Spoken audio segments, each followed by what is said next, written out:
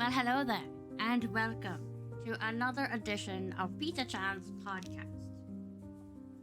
Like, what? What? What are you doing here? What are you doing here? It's past 12 o'clock. What are you doing? You should be in bed. You should be watching The Mandalorian. But no, today we're doing something special. Today we have a special podcast with one of the people that actually inspired me to start randomly doing a podcast. And he's on the line with us today, and that is the great Samurai Pork. I love his style, his vibe, the way he does podcasts, and I kind of admire the guy. So we're gonna bring him on and see how this goes, okay? We're gonna learn all about podcast. Can't word. We'll learn about all types of podcasts today, okay? Are you ready to hear? Are you ready to do this? Let's have some fun. Hello and welcome, Samurai. Hey, how are you doing? I'm doing good, and how are you today? I'm just vibing on my end. Having some coffee and some water, hydrating. Yeah, well, that's important. Hydration is very important. I should do more of Absolutely. that.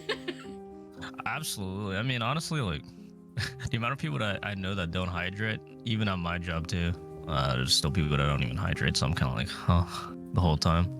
Yeah, when I was younger, I never used to do that. Now I drink like 4 or 5 bottles of water a day, so I'm getting better. That's good. I mean, it's kind of weird for me. Like, I don't eat as much, but I drink a lot more than I eat, so I don't know if that's a good or bad thing. Well, I usually have like one meal a day. So that's good. I think that's Fair good. enough. Okay, well, welcome on to my podcast. Thank you for taking the time out of your busy day. I got you. Since our time zones are completely different. Oh, yeah. I think, what's your time zone? Your EST or Central? Yeah, I'm EST. EST, okay. So you're like, 3 hours ahead of me. Yeah. So let's talk about you today. Tell me a little bit about yourself. Tell the chat a little bit about yourself. What kind of hobbies you have, that kind of thing. Hobbies. Well, I am an actor IRL. I'm gonna briefly touch upon IRL, but I don't usually touch too much upon it. Like, I'm an actor that I usually do podcasts on my free time, but as of late, I don't really have too much free time to do any of that. So I might actually stick to recording sometime soon. And I've been doing acting since, Christ, like, I'm 20 now, and I've done it since I was 13 or 14. So it's been a long way, and I'm very on and off about it personally. And I'm taking time off from actually going on set on acting and just focusing more on VO work. And VO work, I'm just doing voiceovers for people that request it and people that ask for me to do specific lines or host their shows in a way.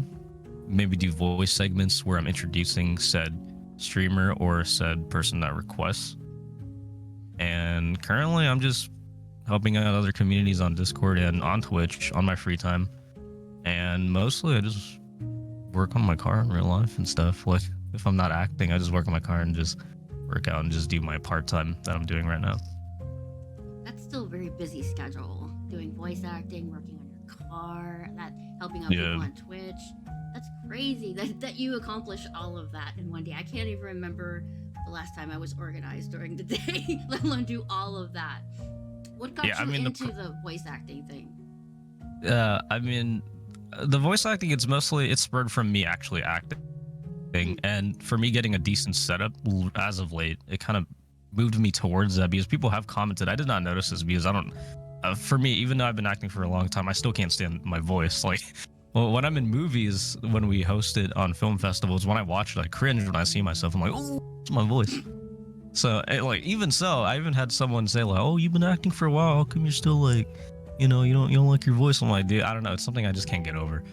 And since I've been getting compliments about that, and plus the microphone setup I have, I've been just utilizing it to actually do voice work. And I've been getting a lot of requests throughout me having this. So it does help. It does put some funds in my wallet. Not a lot, as much as I would like it, but it's enough for me to actually call it a hobby, where I would go out of my way to actually seek anyone that would need my work instead of them reaching out to me, which I haven't reached that level yet, but I can see that I can.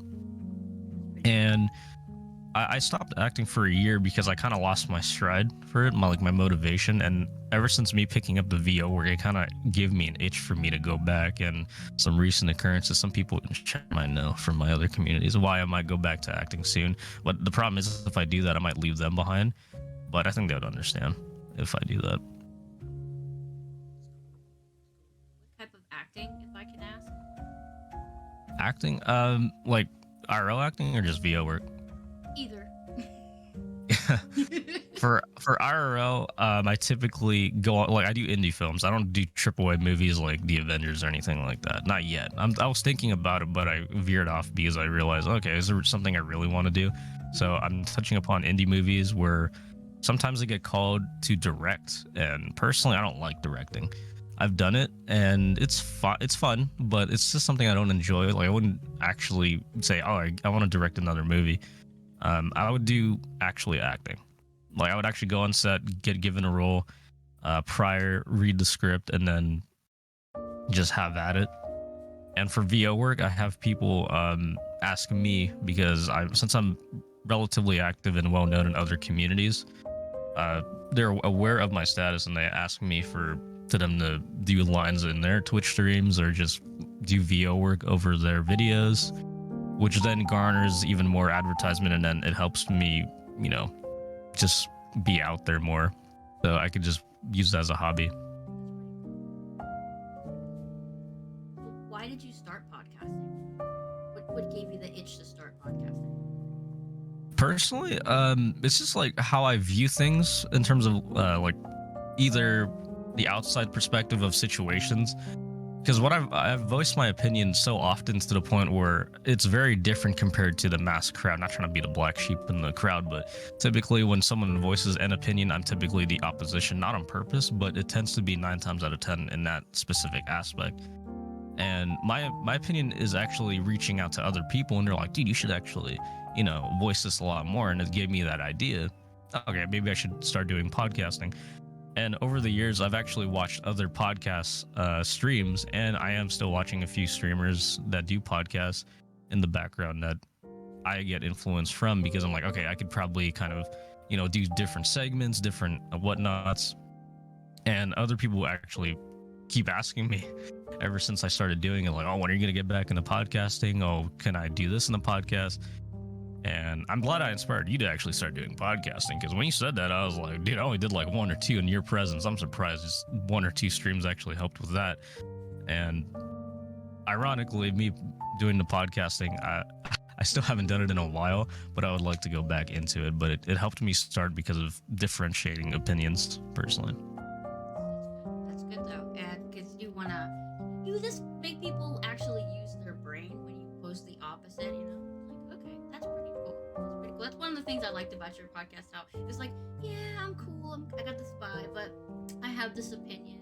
I'm not throwing it in your face, but this is my opinion, and you said it very calmly, and I enjoyed that. I watched your podcast with Luna Croft, and I really enjoyed that. I remember that. That was a long podcast. It was like, what, 6 hours? It was really long, but I totally enjoyed that. Just the banter between you two was amazing. It was like I don't touch on anything like obviously political, because that would be a debate at that point, because everyone has their own opinions on morals and not only that, and politics. So like I obviously don't touch on that, but I would like to get into debates with some people in terms of video games at some point. That's what I'm thinking about. Like, okay, why do you like this video game? How come I don't like it? And vice versa, like comparing apples to oranges or something like that. But you gave me that spark. It's like, maybe I can do this. I'm really scatterbrained and not as well organized, but I'm learning, slowly putting together, and people actually come to visit me when I podcast. So it's like, I must be doing something right. But, since I have you on here, I can pick your brain a little bit, maybe give you some tips and tricks, that kind of thing. Huh? Because it's like, okay, you are way up on a different level than most podcasters. So, you know what I mean. Oh yeah, I feel you. Thank you. I appreciate that. Sure. So what type of genre do you usually podcast when you podcast? Is it just interviews, or do you have specific topics? I haven't really personally decided. I usually, the way my podcasts work is I go a bunch, like I typically run across a bunch of different genres. So it's whatever I'm feeling that day. It's a very hit or miss type of way I'm doing it, because the way I like to work things, I like doing things kind of spontaneous. Like if it comes up in my mind right away, I just do it. Um, there's a lot of benefits and cons for doing it. Like if you've been doing it for a while, the way I've been utilizing that tactic, it could go either way. That's the problem. It's not a guarantee. Whereas if I plan things ahead of time, it tends to go well 9 times out of 10. So if I'm feeling that day I want to do gaming, I'll do gaming. If I want to do interview that day, I'll do an interview. So I like the interview genre more because I get to know the streamer or whoever I'm interviewing at that very moment in time like in a personal way. And not only that, it also helps them spread advertisement on their channels or on their streams to have people view them or view me, and then they give me suggestions to who I interview, and then the cycle keeps going, which is wonderful. And personally, the interview genre, like if you're starting out, I think the interview genre is the best route, because you get to actually experience like two different sides, and if you run things solo, it could kind of go either way, but mostly on the downward spiral, because if you're starting out and brand new like to podcasting, then you might fumble in your words. I've done that in my very first podcast where I fumbled because I was like, oh, okay, I don't know what the hell I'm doing. So I kind of like ended the stream a little early. I was like, all right, I'm gonna call it quits. Da da da da da. So having two different people or two people in a podcast helps, because it spreads out the time if you want to run it a little bit longer than you should be. So if you want to do 2 hours, you can kind of get that done. If you do a solo podcast, then it's more or less gonna vary. Mostly gonna be less than what you would want. For the solo podcast, is there a set time that you like to do?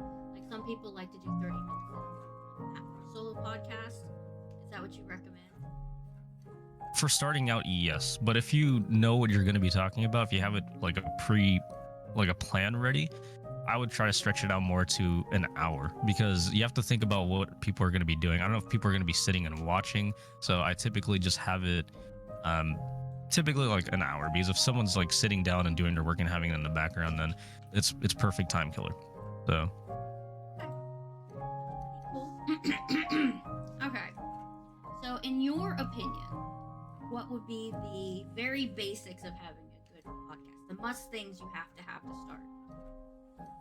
One, an audience. That's true. For one. That's very true. Talking to yourself is rough. Sure. Yeah. I mean, like, honestly, like that's the one thing that motivates me is having an audience. Like typically the way I like to run the podcast is I want to have people watching and interacting at the same time, because it gives me, it extends the runtime for one, and two, it gives me more motivation to keep running the stream until like people stop chatting. And two, definitely good audio. Like you could start out with a relatively good microphone. Like by relatively good, I mean not a Blue Yeti. I would not recommend anyone a Blue Yeti. Just trying to say that. Okay. And yeah, if you have good audio, that's really all that matters. That's kind of like what I go with in streams. That's why I have, like, when I stream games, I have it as 720/60 or 720/30, because as the video quality doesn't have to be as good. As long as your audio is perfect or damn near good, you're going to have people engaged. And that's part of the reason why I have the microphone setup I have now, is because people are engaged to my voice, because it's a lot more prominent with this setup compared to having a more amateur microphone, I should say. Because if you don't have a good audio while you're doing a podcast, then it's either they're going to tune out or they're just not going to come back because of said audio. Like it comes down to a T. Like you would think it's not because of the audio, it's because of your opinion. No, it's mostly because of the audio, because if people can't stand like hearing it, or they can't hear what you're trying to say, then what's the point of trying to actually listen to said podcast? So that's what I've noticed. Okay. Yeah, that's very true. If somebody has a scratchy microphone, or if they're too close and you hear too many pops, that kind of thing. I'm a big fan of the Mr Baldwin Podcast. Oh, I've never seen that. Yeah, he does the dark and mysterious, like missing persons and ghost sightings and things like that. And it's just his voice. He has one of those voices like you do. It's amazing. Oh, okay. I'll check him out personally. It's really, really good. He's on Twitter and he does podcasts on Spotify and things like that. So it's like, yeah, that's pretty cool. So I've been trying to take little notes here and there for him, since you don't podcast much anymore because you're so busy. No insult to you, but it's like, Oh no, you're good. But It's also motivation too. I don't know if I have the motivation. It's more like, I find different hobbies and I stick to that before I go back to the one I used to do personally. oh, that's cool. That's totally cool. Life keeps moving no matter what you're Oh doing. yeah, So you just absolutely. go with the flow. All right. So in your opinion, the live streaming versus recorded content. Say if you're going to do podcasts like on Spotify or YouTube versus live streaming on Twitch, what do you prefer? Which do you think is better? That's a good one. I don't ever get asked that question. That's the funny thing. It's similar to acting. That's how I see it. Since I've done acting for a long time, as I said before, I look at recording and live broadcasting two different ways. And an outside perspective, when you're not doing it, you could say, okay, I can do live because I'm engaging more people and people can come in at any time and say something. The thing is, if you're brand new and you test it out as a live recording for one with like, let's say theoretically you have a big audience, you have to try as hard as you can not to mess up, because if you do, you can't really edit that out in post, kind of like a recording. A recording, you have more of a benefit, and I do recommend for people to try that out. For one, to test their audio to see if it sounds good and to see how smooth it is. And because you have the chance to edit out a few things, like let's say you're doing a segment and you just like fumble on your words. If you're live, you can't really edit that out. Whereas if you're in post, you can just say, okay, I'm just going to redo that genre or segment that I said, and I'm just going to say this again. And you have the chance to actually tweak with your software. If you're not an editor, you could mess with the software you're using with and find out different aspects. That's how I found out how I could use certain tools in editing software that I wasn't aware of when I was editing some podcasts I did in the past. And on live recordings, if you're a professional and you can actually perform the live recording without messing up and have everything roadmapped and planned out, I'd say go for it, because just why not? I mean, I prefer doing it that way personally. And also, if you do it live on Twitch, you have the VOD, so you can take the VOD away and then edit it in post too. That's like the 2-for-1 special if you ever try doing podcasting on Twitch. You have the benefit of having the highlighter. Which one do you prefer? Which one do I like? Well, I mean, I haven't actually recorded anything besides testing the audio and everything, but I think I like live streaming better, but I'm not... Audio's doing something weird. But, very good. yeah, like I said, I'm not super professional. I'm just winging it as I go. But I'm just taking little classes and not reading all the information I can on how to sound. Not like super professional, but just relax, because I'm naturally an anxious person. So. Oh, I feel you. So, like talking in front of a huge group, I know they're not looking at me, but I know they're listening to me. So if I mess up, they're gonna say, "Oh my God, what's wrong with her?" That kind of feeling, the judgment is real. That was like me when I first started acting. Like after doing that for a while for me, I was like, I'm just gonna wing it, and I don't really care. you kind of, like, the good thing about doing a podcast, like if you have like audience that comes in like regularly, like you do and other streamers, you kind of build up a status and an ego for yourself. You got to be careful with the ego part. Like when you build up your ego, you can either use it as a way to keep going or using it as a way as your downfall, and it's kind of self-explanatory there. So like over time, and you've been doing it, over time, since you've been doing it for a while, I figure you might build up that ego over time, but be a little bit careful. If you're like me, who's more like, don't be a dick, kind of like how I am sometimes with my ego. Like after a good day on set, like when I'm acting, I'm like, I'm the best actor, I'm gonna be the next Chris Evans, and then the next day you kind of mess up your lines. I'm like, oh, okay, never mind. So deflates you a little bit, Yeah, it deflates your ego. So like you're kind of back to square one. So you got to keep that in mind. Yeah. So basically, all I've been doing is interviewing my favorite streamers, bringing them to light to my community, giving them a little bit of publicity, and then finding out more about them, because I love them and I want everybody else to know about them too. So basically, that's what I've been doing. Just casual conversation. And I'm excited I got to interview you. I mean, we've been talking about this for like ever, so it's like, yay, finally. The day has come. The day has come. I can pick your brain.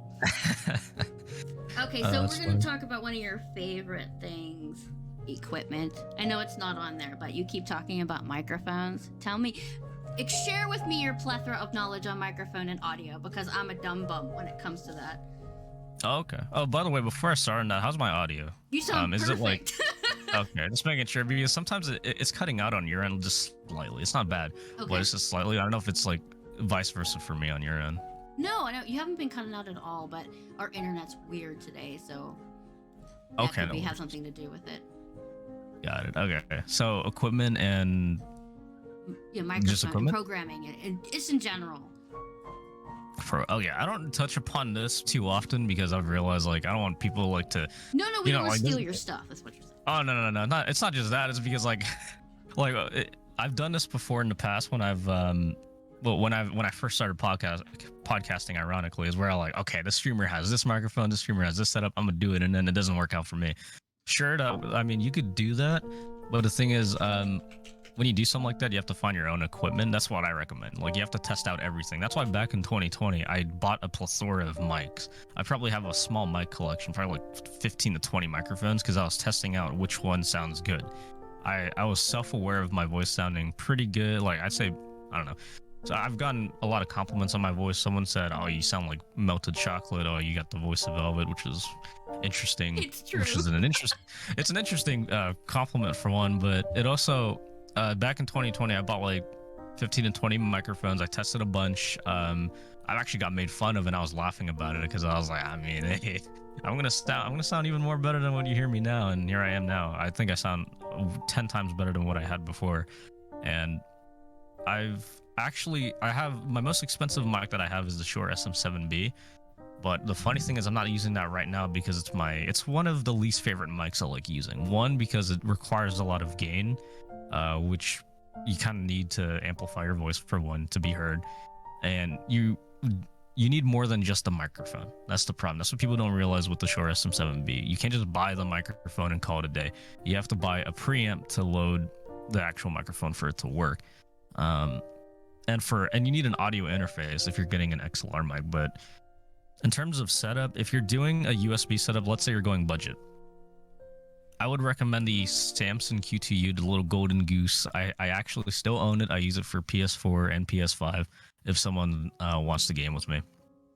And then and it's easy too. The wonderful thing about the Samson Q2U, not sponsored by the way, just want to clarify that, is that since it's a USB mic, you just plug it straight into your computer. No tweaking needed. It's done. And since it has an XLR port, you have the option to upgrade to a proper audio interface, like a Focusrite Scarlett or a Go XLR Mini or a Rode Procaster, and pretty much use the same microphone without having buying a new one. But the microphone I'm using right now, the one I think is the perfect one for me, I don't know. I've been getting an itch to buy another mic for some reason, is the Rode RE320. And this mic, in my opinion, is the best one because I don't need a lot of gain to power it, so I could lower my gain really low for it to work. And the good thing is about that is that if my gain is lower, then background noise isn't as easily heard. There won't be an echo, there won't be any, I don't know, kids playing outside that you can hear. With the Shure SM7B, you can hear that. That's what people don't tell you. Like, the Shure SM7B, in my opinion, is an overrated microphone. But if you have the money to actually go out of your way to buy it, it's $400 and an audio interface to go with it, then be my guest. If you don't and you're trying to save up money for it, I recommend the Samson Q2U to try out first. And actually, you remember OS, right? Mm-hmm. I actually recommended him the Samson Q2U, and he has never switched mics ever since. And he sounds really good. And he's been enjoying that microphone that I recommended him. And that was, every time I hear like Queen or someone else talk about him, it's always like, oh yeah, he loves his mic. He's even louder. He's even more vocal than before. So that, case in point there, the golden goose of microphones, the Samson Q2U. So let's say you're a budget streamer. I'm going to break it down like this. Budget streamer, your money is around $100 to $150. Samson Q2U, get that to start out with. If you want an audio interface, that's going to cost extra. That's going to exceed the actual threshold of that. I would start out with the Focusrite Solo, which is around 120 currently. But the thing is, with the Samson Q2U, you can just plug it straight into your computer, whatever device you have, MacBook, and then go off from there.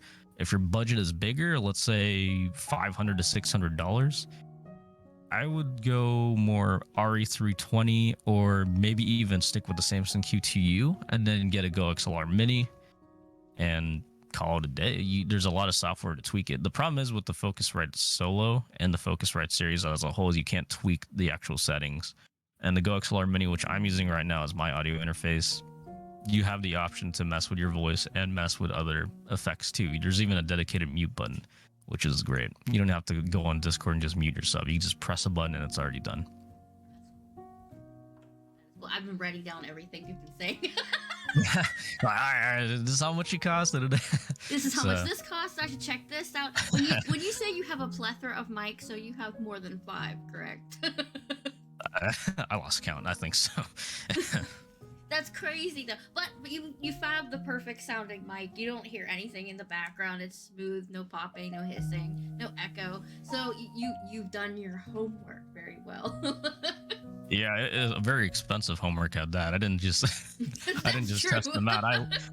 I still own these microphones. They're gathering dust, and I figured out which one I like. That's cool. That's really cool. All right, so we got the equipment, and now that I have my notes, I'm gonna go look these up after stream because I have a problem with being too loud. If you haven't noticed, because when I get excited, I get louder and louder and louder. And sometimes I vibrate my microphone. So. Can I ask what mic you're using currently? It's the Yeti. Mm-hmm. Now I feel like a dick for insulting it last segment. It's okay. It's okay. It's okay. It serves me well for the purposes I use it for. So. Oh, you're good. It's just like if you're a loud person, I would not recommend a Blue Yeti. Right. I am a very loud person. Yeah. That's. I mean, if you want to DM me like any microphones, then yeah, I could probably hit you up with like a few microphone recommendations within budget, of course. Excellent. So. You are the best. All right. So, what is the most important personality trait for somebody with podcasting? Would you say organization? Yeah, it varies because for me, part of the reason why I got into podcasting is, like I said, like I have differentiating opinions, but I'm also a funny guy. That's what people keep telling me. Like I'm like, all right, so like how do I implement both ideas? So I try, like when it comes to jokes, I'm like when I'm saying I'm a funny guy, like it's really situational funny. I can't just like when someone says tell me a joke, I can't just be like cow eats grass. It's not funny. But it's like more situational. I need to have people with me or something has to happen in front of me in order for me to be funny. So I had to keep that in mind when I was doing podcasts because there's not really any situation or not really like I can't really have a situation where that happens. It just has to happen for it to, be shown. So this is more professional, like in terms of like how I'm doing the podcasting. It's kind of like how I'm doing it now. It's more professional, it's more pronounced, and I just have a roadmap. I break it down into genres. This is how I've been taught in school. I remember back in school when we did presentations, it evolved from writing the actual text from the actual screen and reading it out to the class to writing the actual statement or the subject being talked about on screen. And you have to talk about the subject using your mind. For example, previously, let's say we're talking about let's say I'm doing a presentation on podcasting and there's a whiteboard and it says, okay, podcasting, I list everything down with everything and I have to read it out towards the class. How I do it, and I still go by this rule, is I write down the subject being talked about and that's it. I don't talk about the details. I don't write it down in front of everybody. I just write down, let's say I'm talking about Halo, I put down Halo. I don't put the characters, I don't put down any details. I just go off of Halo and just keep going and going and going until I'm done. And then I move on to the next one, which is, let's say I'm doing books. I keep going and going and going. I don't write down every single word I say like a script. I just wing it by putting down the actual subject being talked about and I just speak my mind on it. And that's the beauty of it, because you have to come up with it on the spot and it's from your opinion. It's not like a written script that you read off of. So if I had done that, my brain would have gone completely blank. Yeah, you have to practice it. That's the thing. Like if you're starting it out, then it's really hard. Trust me. My first podcast was so awkward. I had this huge list of questions. Luckily, the person I interviewed was so chill. I was like, oh my god, I'm gonna throw up before I do this. Wait, who did you interview in your first podcast? I don't think I was there for it. Elisa Prey was my first interview. Oh, okay, that's who it Yeah. was. Okay. Yeah, her and Sarah Avium. One of those two, I Ooh. almost threw up when I interviewed them because it's like, oh my god, they're gonna think I sound stupid. But I actually had a really good time getting to know them because they're both really, really chill and fun. So Ironically, I haven't talked with them yet. Like I've been in their streams, but I've never talked with them. I might actually interview them soon. I don't know. It's gonna be weird because they don't know me that much. That's why I'm kind of like, you probably know me from a few RE streamers, but I don't know. So yeah, yeah. I met Sarah Avium through Queen, so and I just started hanging out. I was like, oh my god, this is the kind of streamer I want to be. I wonder if she'd be on my podcast and I could interview her and find out more about her. And it's like, yes, she said yes. I was jumping around the living room going, yay! It was. Sarah Avium doing a podcast. I could just imagine her. She's like, "Oh my god, this is Heidi a podcast. Like, this She's is so Pizza funny. Con." Yeah, she has a Valley Girl voice. That's why I was like, oh. Yeah, but Well, she's so spooky, but so she has that cadence to her voice. It's so cool. Oh yeah, like she has a really good anime voice. It kind of freaked me out when she done it. Like I was like, oh shit, like Did you know like, that the way was she not advertised herself. professional at all? She just What? came up with it one day. One day in her What? chat, she just came up with it, and it just became part of her persona that she does the anime voice. I was like, wow, that's so cool. That's like how I do my voices when I'm doing like impersonations. Like it just comes up. Like I don't even practice it half the time. I just do it, and then I'm like, oh shit. I mean, that's good for her. Yeah, And she's yeah. got the same type of ability. I said you should do voiceover work too, and she's like, maybe in the future.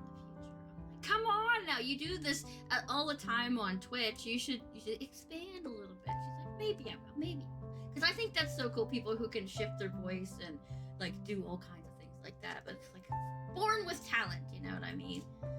Exactly. The rest of us have to sit here and work at it. Yeah, like like similar to that. Like if you like you mentioned shifting your voice. Like I have to do the same thing when I'm doing podcasting because if I talk more like in a high pitched tone, kind of like this, then it's not really engaging in my opinion. Like I purposely with my voice, I purposely exhale like a little bit more so my voice gets a little bit more pronounced and heard easier. That's my trick, cool. personally. Did you go to school for voice training? Actually, I did not. I like when I do acting, I just did physical acting. Like I didn't actually like do professional work. That's the funny thing. That's surprising. That's surprising. Oh yeah, So like, knowledgeable about changes in your voice and shifting and what people appreciate, the lower cadence, higher cadence. I love it. I just love it. You just it's cool. like I'm more self-taught. Ironically, it's weird because like the way I'm taught things is I don't know what's the term you call it. Like I like to look and observe, and then I just pretty much copy and go and tweak it in my own way to fit my type of movement personally. So, dude, Zembo, what is that emote? I just looked in chat for a second. I think I just cut it off too. Zembo's making the block emote, but I think I just cut it off. Oh, He'd be so mad at me. Got it. Okay, just double check. I was like, what is that emote? I can't decipher that. So, Some kind of anime yeah. face, but Yeah, I mean, I self-teach myself stuff. Same with the microphones. I didn't exactly do that much research. I done like some, but not to the point where I'm like, all right, I know what mic I want. I just bought it like I was Oprah. I just like immediately bought all the microphones I wanted and just tested them out. So that's how I do it personally. when I got my mic, it was okay. Let's try the streaming thing. We need a mic. The one that was on sale. We just got the stimulus check, so I was like, okay, let's buy this whatever mic's at Walmart, and I bought it, and it was like the last one, and it wasn't that expensive, but everything else online was super expensive, like $500, $600 on Amazon, because we were in the middle of COVID, so everything was jacked up way up into the clouds. So I was like, okay, I'll just buy this mic and I'll progress later if I want to keep this streaming thing going. So it's the one I ended up with. Dude, everything's hyperinflated during that time. Like, even when I was switching, like, that was like the worst time too. 2020, buying microphones. Like, everyone wanted to become a streamer back in 2020. It's so weird. Everyone wanted to buy PC parts. Everyone wanted to buy microphones. Everyone wanted to buy audio interface. Like, even when I was testing out the microphones, I was very, very surprised. Most of the microphones, I will say, like, were used, like a good 60% of them, but they were a good deal. They were pretty much brand new looking, brand new sounding as well. Mm-hmm. So I had to resort to that. As much as I love buying brand new stuff, because I like having the ownership and feeling of, okay, I'm the first owner. I get to, this is my item. I could personalize it and do my own thing.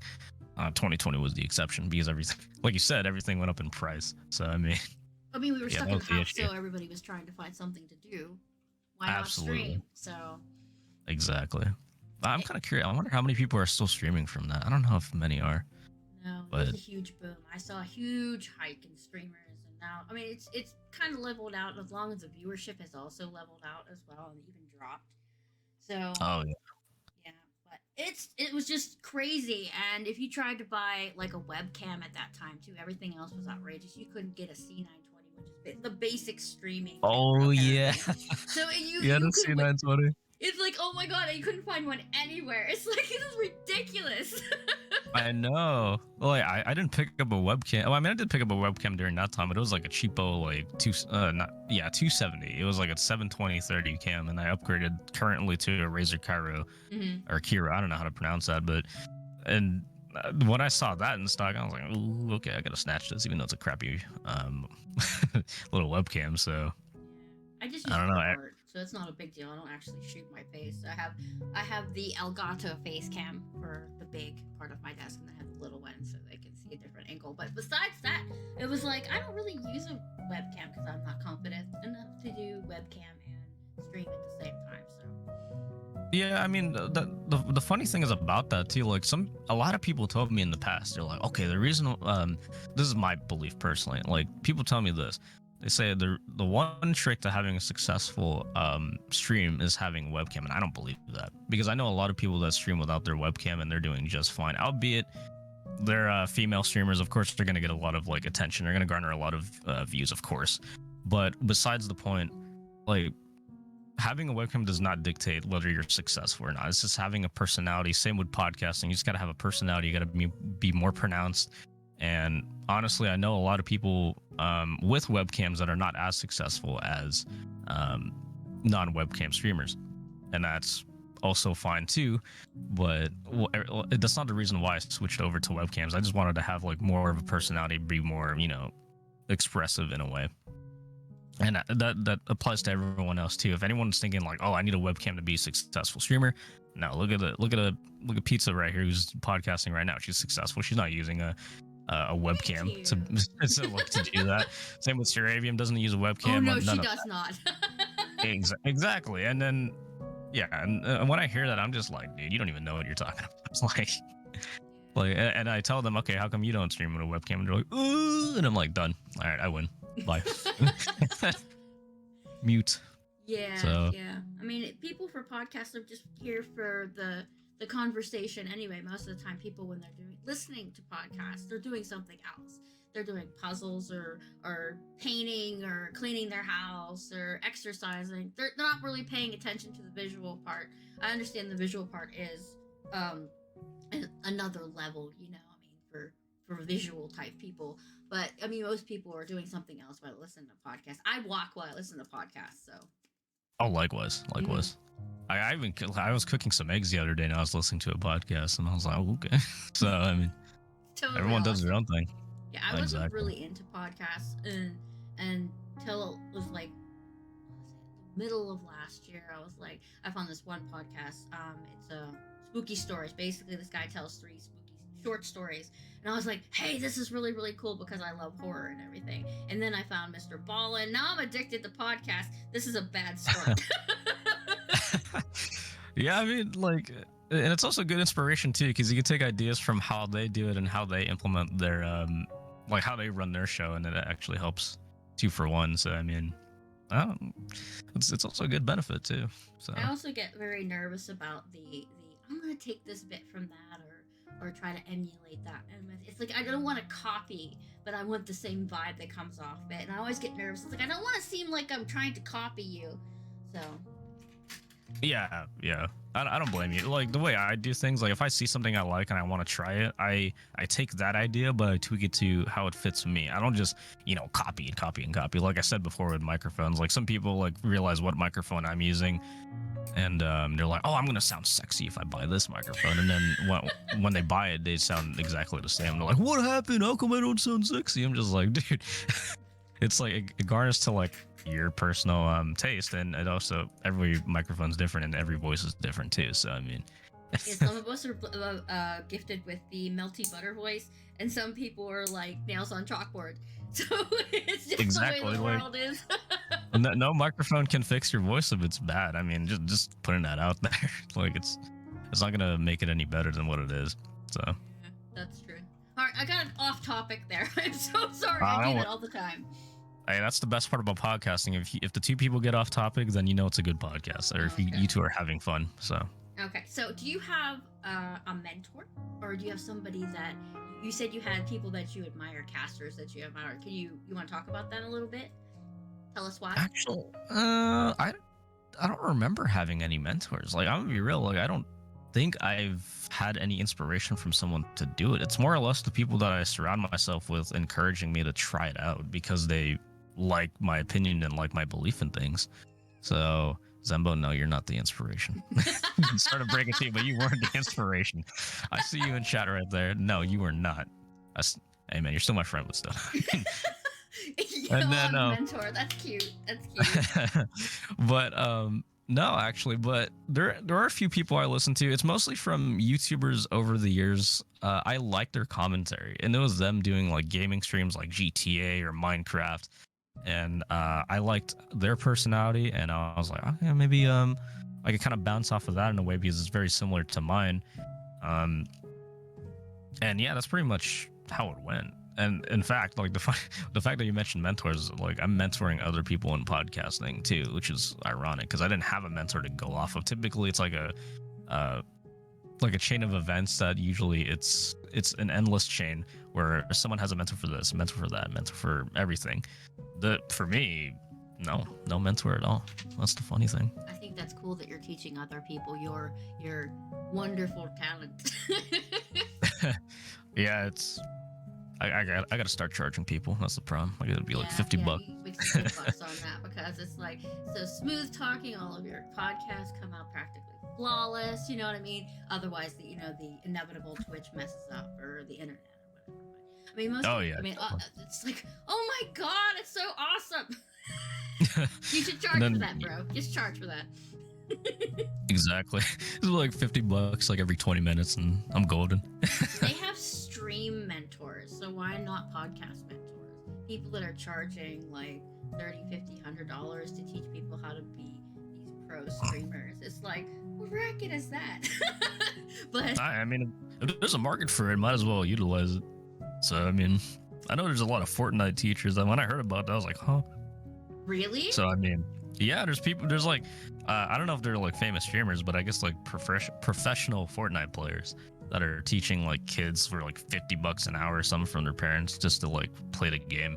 So I mean, there's a market for everything. You just got to find the right one, or even make your own market if you have that opportunity, and then just go off of that. Okay. Exactly. I would have never expected that. Yeah, I know. Same. Like, okay, yeah, what's true? People will try to charge you for everything. All right, so what time of day do you get your best work done? Oh, yeah, that also applies to my sleep schedule too. Yes. Mostly ironically, it's not towards the day. Towards the day, I feel more, tired, which is probably not good. But typically between the time frame of 11, maybe even 10 p.m. to 6 or 7 a.m. It's between those times I get inspiration. Like half the time, like when people see me in my Spotify's playlist, like me, like as my status on Discord playing Spotify, that's mostly me trying to get ideas on stuff. This is outside the realm of podcasting, but thanks to that, like same with the realm of ideas of times of me getting inspiration, that also helped me develop a TV show I'm writing that I'm shelving right now because I have no inspiration, but I did write a TV show thanks to that. So once I get that going, then I'll be prime. And what also helped with that is if you have those, like you said, like specific times where you're getting ideas, is that you could come up with more ideas and more implementations to what you currently have. And you could add more stuff to your podcast for one, and you could put in more genres, or even think about like interviewing more people that you have in mind at least. So it definitely helps a lot. That's my particular time frame. It's pretty long, and it affects my sleep schedule, that's for sure. But I do have that time frame. I am such a morning person, so anytime from like 6 o'clock in the morning to like noon, my brain is on fire with it. But after that, I want to sleep. Just take a nap. Yeah, that's me after a while. I'm just like, It's like, sleep. no, I've been working too hard. I can't. it's like a hot day. You're kind of like, I feel sleepy. So it's kind of like that. So Yeah. I mean, when you're using your brain to try to figure out ideas and planning out podcasts and streams and all of that, and after you're done, you're like, no, I don't want to do anything anymore. Well, that was like me yesterday. I only got like an hour of sleep and I was still functioning until like 6 p.m. So I was like, I bet. So It's like, I don't do it anymore. yeah, I mean, I do have a specific time frame. I don't know about like how many like how do I say this? How many ideas I've implemented from that into either streaming or IRL stuff I have, but it does help. So what prompts these ideas? Just random things, or you said Spotify, like music? usually, if I'm either chatting in my server or like a few other servers on Discord, that also helps garner ideas because sometimes they pitch in ideas that I could implement, or they just say a few things that inspires me to actually implement in my own stuff. So yeah, it's mostly Spotify. I have several playlists. Like my Spotify is public. So anyone could just click on it and just like, oh yeah, that's what he listens to. Sure, you could do that. And all the music I put on actually inspires. Like I have an own idea for every song I have, ironically. Mm-hmm. And it's weird because it's very sporadic. When I play a song on Spotify, it just something clicks, something happens. I get an idea that okay, maybe I can implement this. That's how I developed my TV show, ironically. Every song I play, I'm kind of like, oh dude, this would be a good scene to put. It's not a cheesy scene, but it's more like, this sounds so fitting in this type of situation. And in a few other songs I've played, it's like, oh, I could totally use this as like an introduction to like a podcast if I'm doing like a pre-recording. So it's very, very sporadic in terms of how I run things, in terms of garnering ideas from that. So That's just so fascinating to me that it isn't super planned out. You have this idea and then you just run with it and it comes out so smoothly. If I would have did that, it would be like a train wreck. It's very sporadic. I don't know. It's like when I implement that in real life, it kind of goes south. I'll be real. But in practice, yeah, it kind of helps. So I do recommend that if you feel like you can. You spell that right? No, I didn't. That's okay. I want to say hi to somebody, but I totally spelled it wrong. Oh no. That's okay. I have spelling problems, so thank God for Grammarly. Otherwise, I would sound like an idiot 24 hours a day. Boltez. Oh no. Yeah, that sounds kind of French. You know? Boltez. It does actually. Yeah. I don't know. Just listening to your voice reminds me of when we watched that movie together, The Crazies. Oh my god, that movie sucked. Dude. I remember that, The Crazies. Oh no. Wait, what made you remind me? Or what made you remind me? Or how do I say this? What reminded you of me? There we go. I don't know, just the tone of your voice. You said, "Oh no, it's the Crazies." Everything after you said it had to do with the Crazies. And just for some reason, I was waiting for you to say the Crazies afterwards. The Crazies. It's the Crazies. My personality is very infectious. I've noticed that after a while. Mm-hmm. So, like, I've noticed a lot of people that I talk to, like, kind of talk like me. I will say this: like, some people might know this in chat, but there is I found the female version of me, and that's kind of scary. Really? So I mean, yeah, there's actually a female version of me. I didn't know that, and like similar humor, similar I would say looks as well. And yeah, and they're like, "Dude, you should date her." I'm like, no, I'm good. But it's very weird. Like my personality is infectious. A lot of people I've talked to as of late are very similar in terms of how they talk, and that's very weird. Same with OS. I've noticed OS is kind of, at the time when I was talking more with him, he was kind of talking similar to how I was. I used to say, "Oh, that's Dookie," which means shit, like in a safer term. And then I've noticed him saying that too, like in his streams, like, "Oh, that's Dookie." I'm like, "Oh no, it's infecting other people." That's a good and bad thing. So I mean, yeah, they just vibe with you. You know what I mean? Yeah, I don't know if that's a good or bad thing because my personality is, I don't know, like in an outside perspective, I don't know how it's like. So I mean, that's my 2 cents. It's very calm and I don't know, it's just fun to be around. That's what I think anyway. But I appreciate that. excuse me. Oh my god, I'm so sorry. Oh, what's up? No, I had a cough. I'm sorry. On it. No, you're supposed to be perfect in every podcast. I'm No, sorry. you're good. Do you do movie reviews or anything like it on your podcast? Because I think that'd be cool. No, actually, I was thinking about doing that, but the thing is, it's very conflicting when I was thinking about that because I have to worry about copyright Right. because I can't share, of course, like the entire movie and give out my thoughts and opinions on that. And it's very, if I were to do that live, I don't know who would be able to like, pitch in because maybe it's a movie they haven't seen, or even if it's a movie they have seen, then it's very hard to distinguish what they're saying in text because what's said in text and what's said on voice chat or on call or even in person is way different because that's how it works personally. And I would much rather have a pre-recorded segment of that because one, I could actually watch the movie with the person and do commentary as the movie goes along. Mhm. And the movies I want to do commentary on, I don't know if it's like even allowed. Like I want to do Tarantino movies or similar movies in that regard. And I don't know if people are gonna either like that or if it's something even I would like to do as a streamer because I don't know how people are gonna react to that. That's why I'm kind of like half and half on that level. But yeah, at some point I do want to do that. Cool. Yeah, definitely.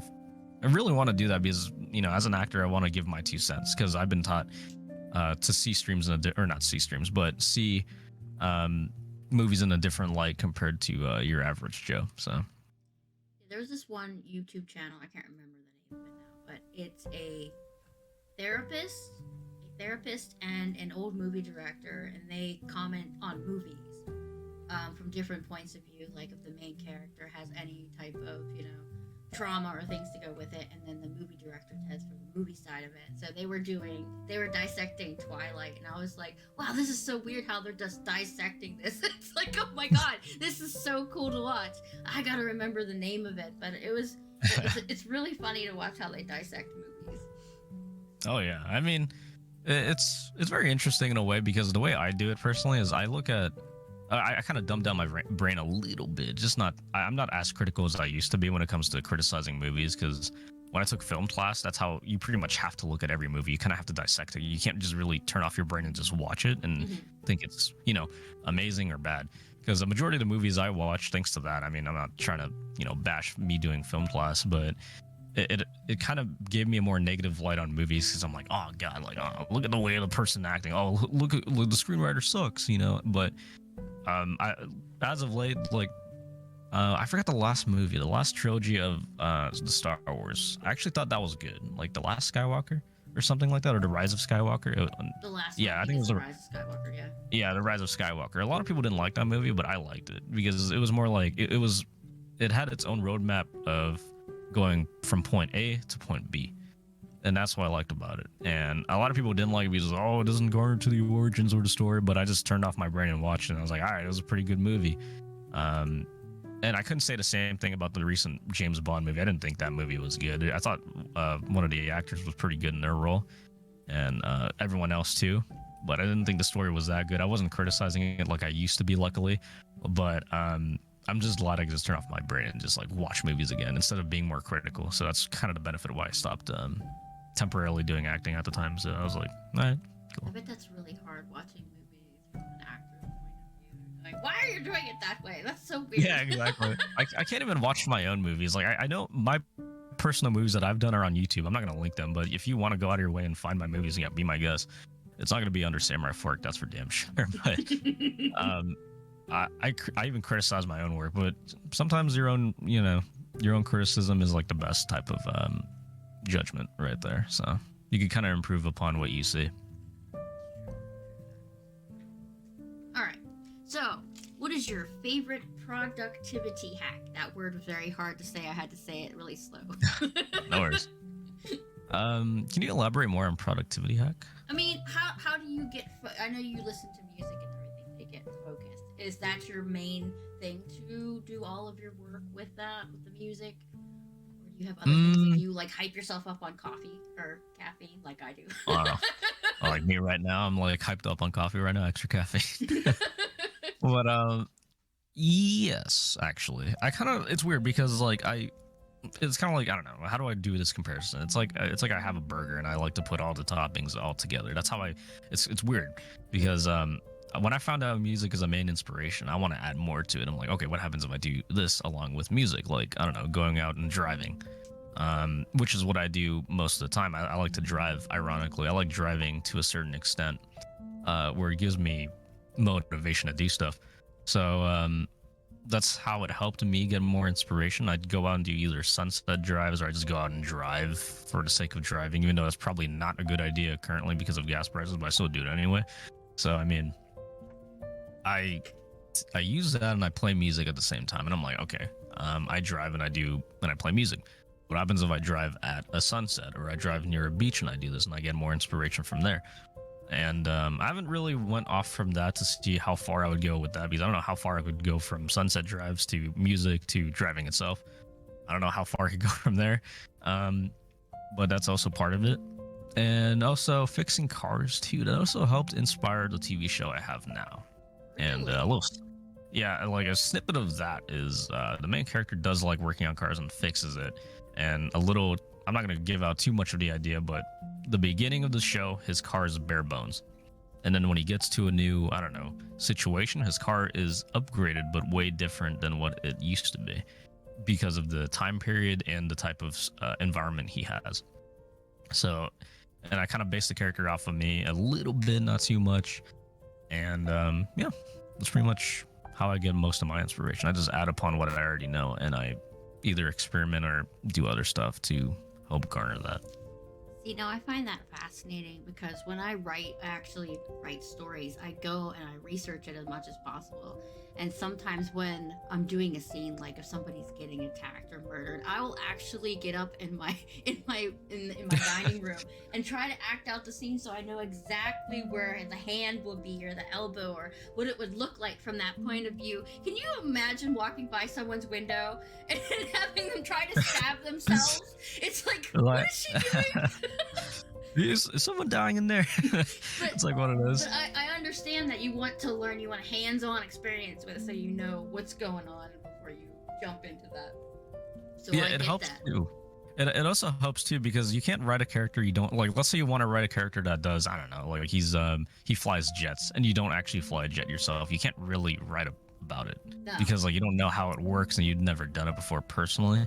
So I would recommend, if anyone was to do something out of the realm of their knowledge, at least if you can, if you're able to actually work on that, then try to do it yourself and see how it works for you. It might even inspire you to even write that for a character. Like the same subject, we're talking about jets. Let's say someone is like writing a person that flies jets, and if you're able to actually take flying classes and fly a jet yourself, even though that's probably going to take a while for sure, then I would recommend doing it. And even having the struggles of learning it and performing said function, you can also implement that into your stories or whatever you're doing, which is that adds pretty good to the character. It adds a personal touch, because like even like let's say your product or your story gets out there and you become more famous.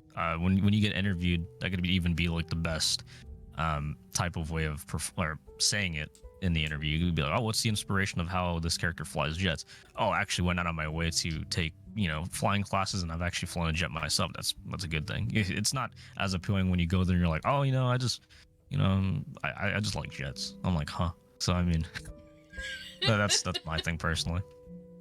But actors do that too. I mean, not only writers will go out and research and sometimes actually take a class or whatever to go through that, but actors do that too. They'll go out and actually live the experience. Some of them will like go off the grid, go on this diet, and live out in the country somewhere if they're doing that kind of scene. I think that's just fascinating to me. It's like, I'm gonna be 100% into this role while I'm gonna work. It makes it not that much better though. You know what I mean? Yeah, we call that method acting. Where you actually go out of your way and become like the character, or try. I don't know. It's weird because some people get way too into it and they're like, I want you to call me this name on set. I'm like, huh? I want to hear about that. So I've never had to do that in my acting. I never had to go out of my way to pretend I'm said character. I remember one of the movies that I was starred in, I had to play a guy who couldn't. I don't know. What's the nicest way of putting this? The guy who can't get women, or something like that. And I didn't really have to like try for that because it was a very self-explanatory role. So I was like, all right, how do I? And the weird thing is, I had to play a nerd. I don't feel like by nerd I mean like I can't really I don't really know pretty much my surroundings, and I don't know how to do that because I'm very aware of my surroundings. So I had to immediately figure that out from the get-go, and it did help. So, but some serious roles like the Joker or like even Batman, you have to actually go out of your way to method act that in a way. So Yeah, I would think so. Have you done any horror roles like creepy oh dude, that's stuff? actually one I wanted to do. I've never done a horror movie personally. Because when I've you never do, you have to tell me because I want to watch it. Yeah, it's funny. I was actually there's one movie that's been projected to me where I was gonna be an Uber driver, and I fall in love with one of my passengers or something like that. And I thought that was a really good one because I could kind of play off of that. That was actually kind of a funny idea.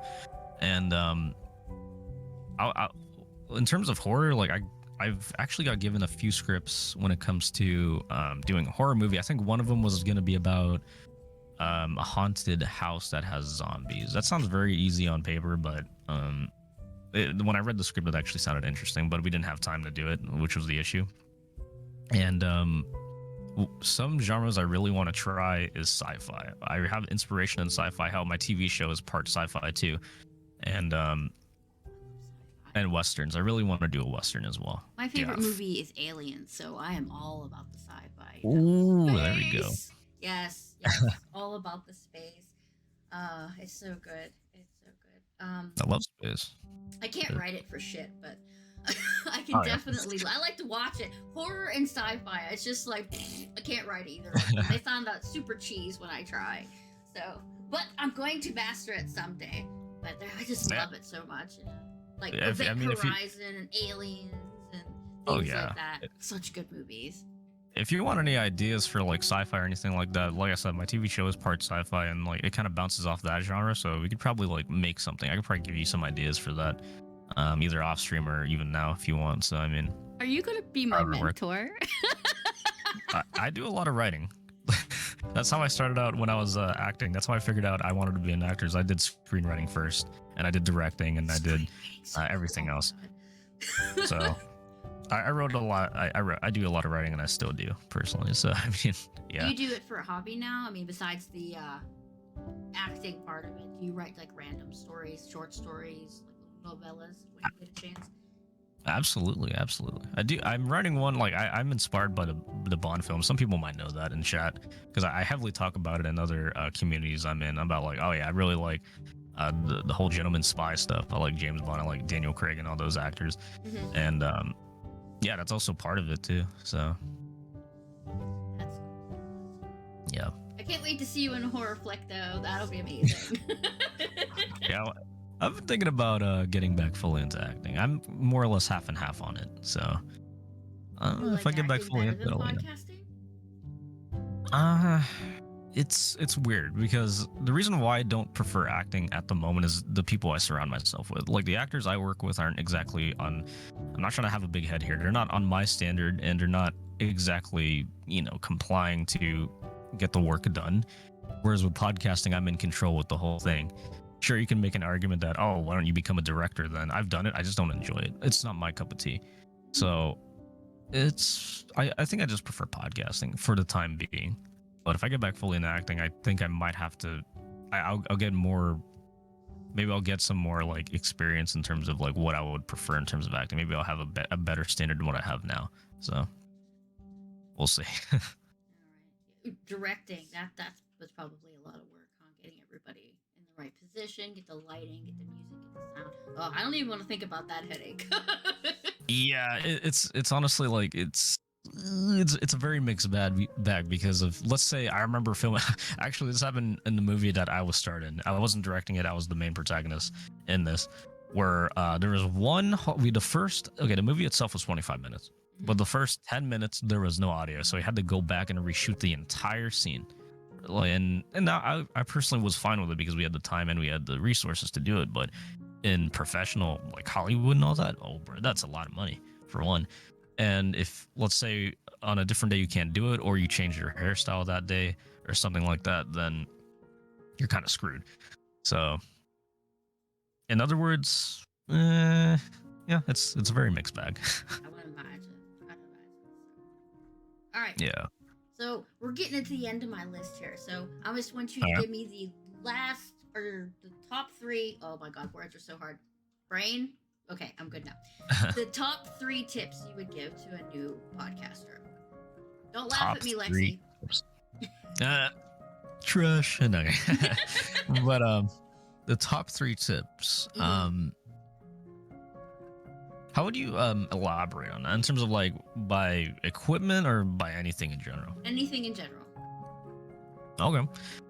How do I We say already this? talked about equipment. I don't know. I'm so far in. I can't. It's so hard for me to look back and see how I started it because I can't remember. How long But have you been podcasting? if I had to start from like the microphone collection, I'd say like 2.5 years. That's cool. So, I think one thing for sure is you have to know what you're doing. You want to do it either live or pre-recorded. Okay. And like I said, pre-recording is probably the safest bet because you have an idea of how you're going to sound. You could edit it in post for one, and you can have a general to mill idea. If you want to move up there, if you feel comfortable enough and you know you have the audience and professionalism to try this, then move to live broadcasting. But definitely start out with pre-recorded segments because you have the chance and have the option to edit out anything you don't want to add in. So that's 1. 2, have good audio equipment because if you sound like crap, nothing's gonna help. Like you could have the personality and even the voice, but if you don't have the right equipment to express those 2 functions and those 2 abilities that you have, then you can't exactly like have a successful podcast or even be satisfied with your own work. So that's definitely the second one. And the third one, try as best as you can and be motivated, because if you're like me who you focus on one thing and then you find something else, you're like, oh, okay, shiny new toy, and move on to the next one, then yeah, chances of that, I don't know, it's very, you can't really bounce back into it, kind of like me. Like once I find something new and I engage into it like I usually do my other stuff, it's hard for me to go back and do it because I need more encouragement or I need more stride to go back into performing the previous function I used to do. Same with when people ask me, oh, when are you going to be doing more podcasts? I'm like, soon. But it's a very mixed result because soon could be next year, soon could be in a week or 2 months even. You just got to find the inspiration to keep going. And let me add a 4th one. You got to have a hobby on the side too to keep going.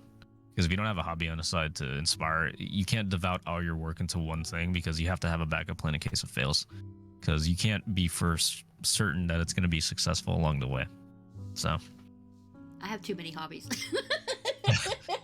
that's a good and bad thing. He's got to budget it out. I write, So. I podcast, play at podcasting, I stream, it's too much all at once. Oh yeah, exactly. How do I find time for doing that and work? And it's rough sometimes. It's rough. Exactly. Yeah. It's in an outside perspective, it looks easy, but when you actually do it, you're like, shit. So.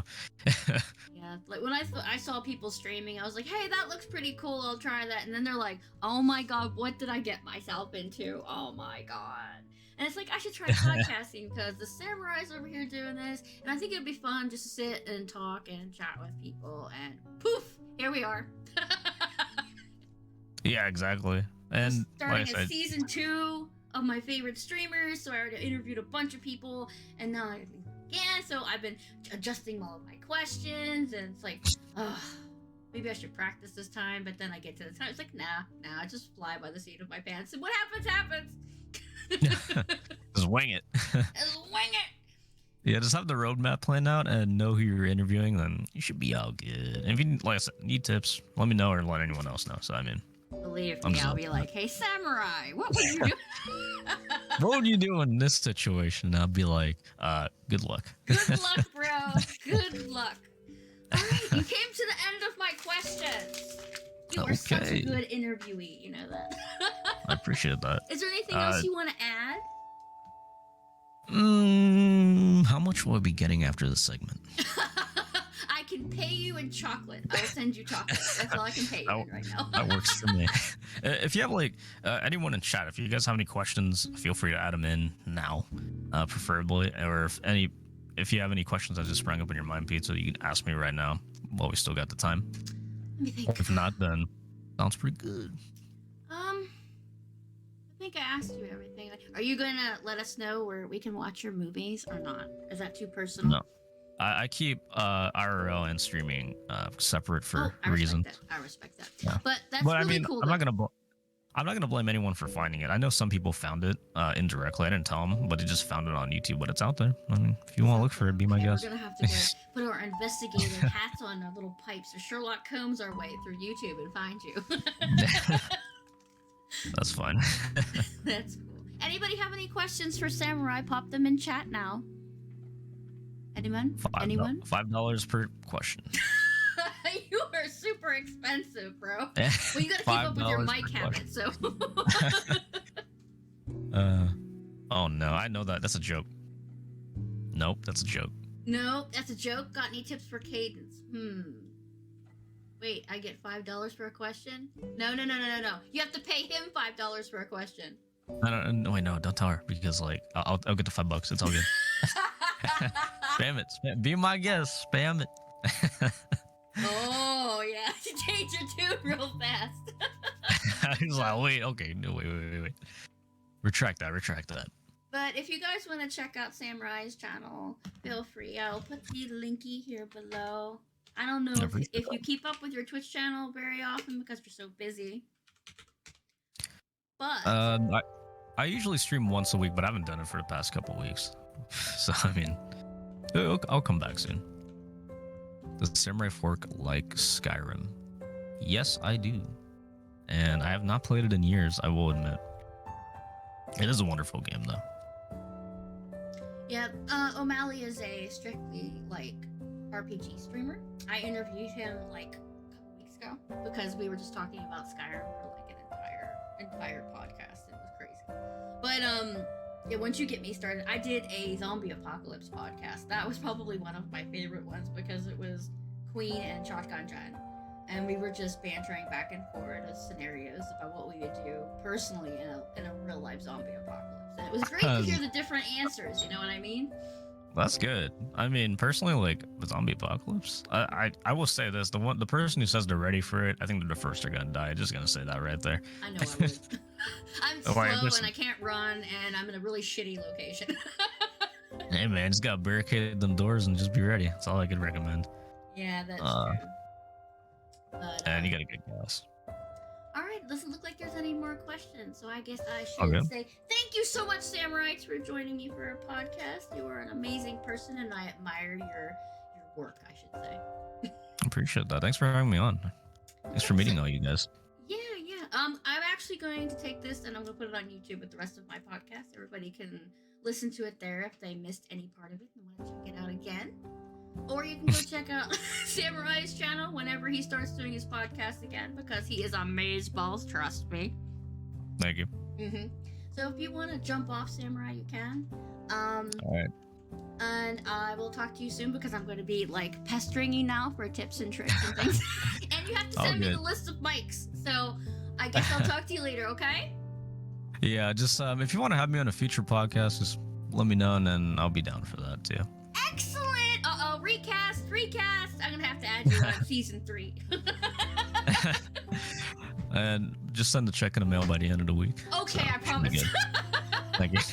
All right, you guys have a good one. Thank you, Samurai. You have a good night, okay? Thank you. You too. Bye-bye. All right, guys. That was pretty amazing talking to a real live podcaster and actor and screenwriter. Totally cool. Like I said, go check out his channel because he is the shit. And a good friend. So if you get the chance, go and do that. What was I gonna say? You hear that static? That's my brain trying to remember what I was gonna say. Okay, so as for upcoming events, we will be starting Pizzachan's podcast, favorite streamers season 2. Is that even a thing? Season 2. We have the lineup. I posted the lineup both in my Discord and on Twitter. We have a large number of guests that are coming. including the great resident Sneeble. Yes, the great Snee is going to come and join us for an interview. I am totally excited because I totally admire her. We have the Pajama Mama, we have the Wild Tabby, we have Quasi Saturn, we have Milky Berry, Red Snack, Queen 17KB, and Queen Vic. And we have Shotgun John and Red Flare, the Super Snack, who will always be. Wait, do we get paid for being on a podcast? No, O'Malley, he's just being funny. That's all. But anyway, we'll be having that podcast starting in May, so I'll be getting the schedule out too. And as for this week coming up, Tuesday, we'll probably be doing either more Resident Evil Revelations, or there was another game that I got a Steam key or a key for that we might be trying out, called Within Scary, which is kind of cool. And then Thursday will be the Resident Evil 2 Walk Only Challenge.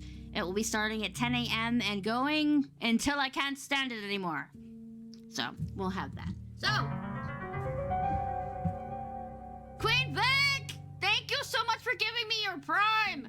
Thank you. You are an amazing person. If you guys don't follow Queen Vic, what the hell's wrong with you? Queen Vic is an amazing streamer, very chill, very cheeky, has a good community, plays with Lara Croft, stabs Lara Croft. No, I'm just kidding. She likes to felt craft, which is kind of cool.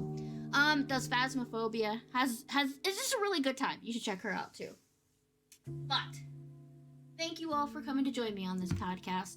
So late in the day, I know, for my UK friends and my out of US friends, it's getting pretty late for you guys, and why aren't you in bed? Or if you're in bed, make sure you're cozy. So with that being said, let me see if I can find someone to send you off to, so you guys can have some more fun. Who shall we raid? Who do we got?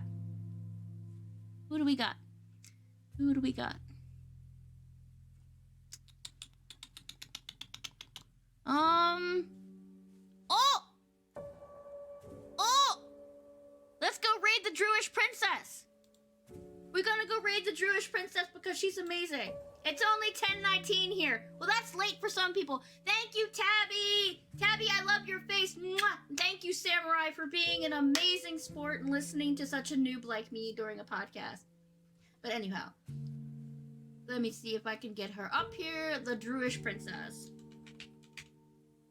There he is. She's playing Goose Goose Duck. And I don't have no idea what this game is about, but we're about to find out. So anyway, I love all of you. Take care of yourself. Make sure you eat that piece of cake because somewhere in the world, it's somebody's birthday. Remember, I love you. Remember to take care of yourself. And I will see you guys on Tuesday, okay? See you later. I love you. Bye-bye.